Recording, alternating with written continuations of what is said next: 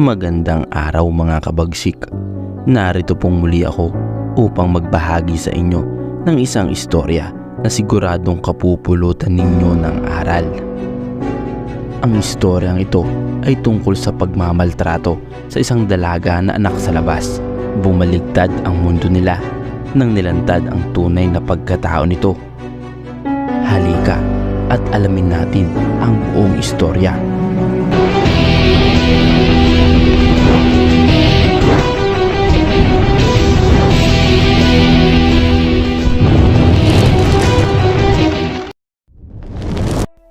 Dismayadong umuwi ang pamilya Rosales.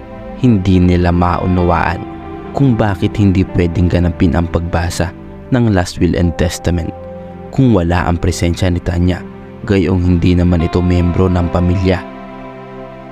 3 araw na nakakalipas nang makatanggap sila ng imbitasyon para sa pagbasa ng huling habilin ng isang yumaong kamag-anak. Hindi nila lubos nakakilala ang nasabing kamag-anak. Wala nang natitirang buhay na kamag-anak si Mrs. Rosales, kaya nagsuspetsa sila na baka sa panig ito ni Mr. Rosales. Matagal nang walang komunikasyon si Mr. Rosales sa kanyang pamilya. Hindi boto ang mga magulang niya sa napili niyang kabiyak, kaya itinakwil nila ito. Nawalay si Mr. Rosales sa pamilya noon nung nadestino siya sa Cebu. Dahil sa sobrang pangungulila niya sa kanyang pamilya ay hindi niya naiwasan na lumayo sa tukso. Si Tanya naging bunga ng kanyang pagtataksil.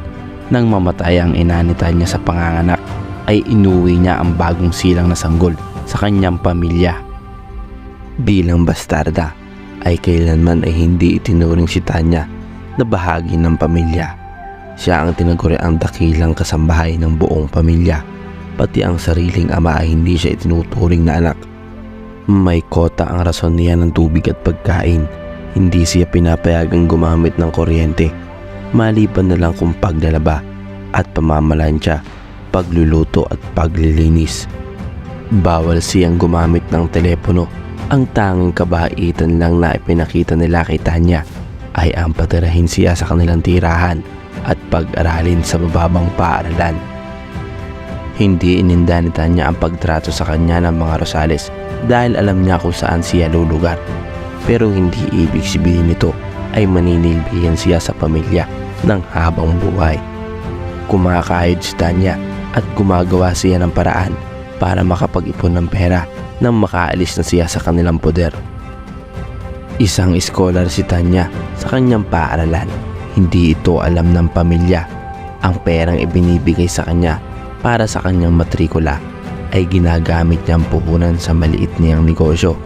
Mahilig siyang gumawa ng accessories at ang hilig niyang ito ang isa sa kanyang pinagkakakitaan. Nagkakalkal din siya ng basura at anumang sirang bagay na magagamit ay binibigyan niya ng panibagong buhay para maibenta. Isang araw ay inabangan ng buong pamilya si Tanya sa sala kasama ang mga pinatawag nilang pulis upang dakpin ang dalaga. Magnanakaw, matapos ka namin kukupin ay aahasin mo kami, sigaw ni Mrs. Rosales. Pwede mo namang hingin sa akin ang mga alahas ko. Bakit kailangan mo pang nakawin? Dagdag ng panganay na babae ni Mrs. Rosales. Kahit anong paliwanag ni Tanya sa mga pulis ay hindi siya pinapakinggan ng mga ito. Walang magawa ang pamilya Rosales kung hindi humingi ng pahintulot sa korte para maisama si Tanya sa pagbasa ng Last Will and Testament. Bakit may mga kasama pa kayong pulis? Nagtatakang tanong ni Atty. Peter San, ang abogadong nagpatawag sa pamilya. Matapos mapaliwanagan ng abogado, ay hiniling niya makausap ng mag-isa si Tanya. 6 na oras ang lumipas bago muling pinatawag ang pamilya sa opisina ng abogado. Ang buong akala ng pamilya ay pamamanahan sila ng malaking halaga, pero pagpasok nila sa opisina ay agad silang dinakip ng mga pulis. Hindi man kita pwedeng kasuhan ng kidnapping at pakikiapid sa iba dahil matagal nang patay ang una at lehitimo mong asawa, Mr. Rosales, ay maaari ko pa rin ipakulong ang buo mong pamilya sa salang pagnanakaw, pagbibintang at pagpapakulong ninyo sa aking pamangkin. Magkita na lang tayo sa korte. Si Atty. Peterson. Ang nakababatang kapatid ng ina ni Tanya, ipinaliwanag niya sa kanyang pamangkin ang katotohanang matagal nang inililihim ng pamilya Rosales. Minor de edad pa lamang ang ina ni Tanya nung nagtanan ito at nagpakasal kay Mr. Rosales. Ang buong akala ng kanyang ina ay nagtatrabaho ang kanyang asawa sa ibang bansa. Lingid sa kanyang kaalaman ay mayroon pala itong pangalawang pamilya. Nang mamatay ang kanyang ina ay itinakas siya ng kanyang ama, dala ang lahat ng ipon at alahas ng kanyang ina. Matagal na nilang hinahanap si Tanya. Matagal nang patay ang ina nito bago nila malaman na nagkaanak pala ito sa kanyang asawa, kaya hindi nila agad natuntun ang dalagita. Alam ng pamilya na ganit sa pera ang mga Rosales. Hindi totoong may naganap na pagbabasa ng huling habilin. Ginamit lang itong taktika ng pamilya para ilantad nila si Tanya. Hindi magkanda umapaw ang sayang nararamdaman ni Tanya sa kaniyang nalaman. May matatawag na siyang pamilya. Bagamat masama ang loob niya sa kanyang tunay na ama, ay natabunan naman ito ng kasabikang makilala ang pamilya ng kanyang ina. Kung dati ay masama ang tingin sa kanya ng lipunan, ngayon ay wala na silang karapatang maliitin siya at tawaging isang bastarda.